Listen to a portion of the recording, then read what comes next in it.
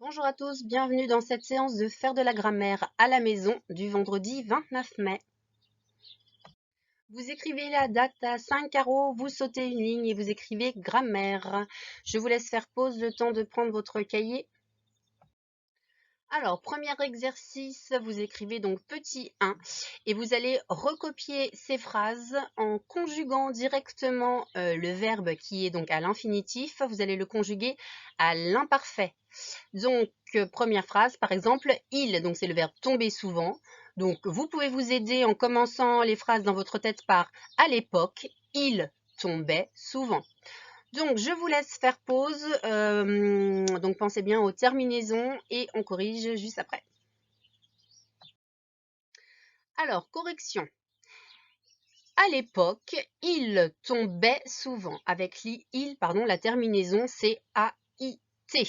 Il tombait souvent. Phrase numéro 2, elle, le verbe couper du bois. Donc, elle au pluriel, à l'époque ou avant, elle coupait, A-I-E-N-T, du bois. Vous corrigez si vous avez fait des erreurs. Phrase numéro 3, nous, à l'époque ou avant, nous dansions bien. Terminaison I-O-N-S. Ensuite, à l'époque, je voyageais souvent. Attention, il ne fallait pas oublier le E ici, juste après le G, sinon ça faisait je voyageais. Donc voilà, c'était le petit piège à éviter.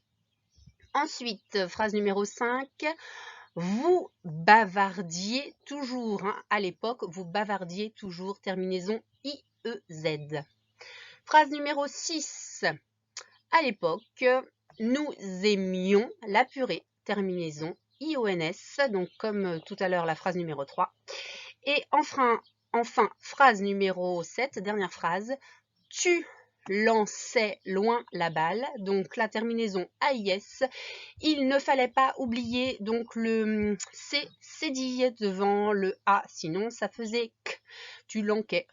Donc voilà, deuxième petit piège. Je vous laisse corriger si vous avez fait des erreurs. Alors, vous sautez une ligne. Exercice numéro 2. On vous propose des noms et vous allez devoir chercher un verbe de la même famille. On vous donne un exemple. Avec le nom un dessin, on peut former le verbe dessiner. Avec par exemple des provisions, on peut former le verbe provisionner. Alors là, je vous ai donné deux exemples avec des verbes du premier groupe, mais ça peut être des verbes du deuxième ou troisième groupe. Donc, je vous laisse écrire le nom, faire une petite flèche et écrire le verbe en face. Donc, une trace, donc l'action, ça va être le verbe penser à l'action à chaque fois. Je vous laisse faire pause et on corrige après.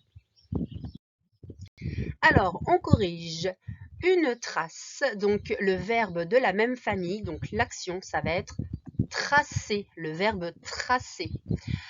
Un interrupteur. Alors ici, il fallait écrire, donc trouver le verbe interrompre. Alors attention, interrompre, comme dans interrupteur, 2 R. Ensuite, un déguisement. Donc vous avez trouvé le verbe se déguiser. À chaque fois, pour l'orthographe, il faut s'aider du nom, puisque ce sont des mots de la même famille, on retrouve un radical commun. Alors, une impression. Vous avez trouvé le verbe impressionner. Attention, 2 N, impressionner, 2 S, 2 N. Ensuite, la vie.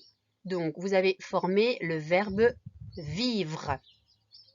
Ensuite, une sonnerie. Donc, il fallait trouver le verbe sonner, 2 N comme dans sonnerie. Le trouble, il fallait trouver le verbe troubler. Et enfin, la réponse, il fallait trouver répondre. Vous corrigez si vous avez besoin. Alors, exercice numéro 3, vous sautez une ligne. Alors, on vous demande de trouver le nom qui pourrait avoir ces deux sens dans le dictionnaire. Alors, le sens 1, c'est un déplacement dans l'air. Et le sens 2, c'est l'action de dérober quelque chose à quelqu'un.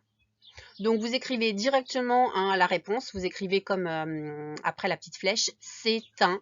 Et vous complétez. Alors ceux qui ont fait la visio vont avoir, ça va être facile pour eux puisque on a déjà parlé donc de de ce mot. Donc je vous laisse faire pause et on corrige après. Alors, on corrige donc un déplacement dans l'air. Par exemple, les oiseaux, hein, c'est un vol. Les oiseaux volent dans l'air. Du verbe voler, planer. Le sens de, c'est l'action de dérober quelque chose à quelqu'un, hein, de voler du matériel, de voler des pierres précieuses, voler dans une banque, etc. Donc ici, c'était également un vol, mais l'autre sens. Alors, pour terminer, donc, je vais vous demander de chercher le mot père dans le dictionnaire pour me trouver deux sens différents. Donc, il y en a un que vous connaissez, hein. Donc, mais j'aimerais que vous essayiez d'en trouver un deuxième. Et ensuite, je fais appel à votre mémoire. Je voudrais que vous trouviez au moins deux homonymes, donc au mot père. On l'a déjà vu il y a quelques séances. Je vous laisse faire pause et on corrige juste après. Alors, on corrige. Donc, plusieurs définitions pour le mot père. Donc, la définition que vous connaissez, donc le papa, celui qui a des enfants.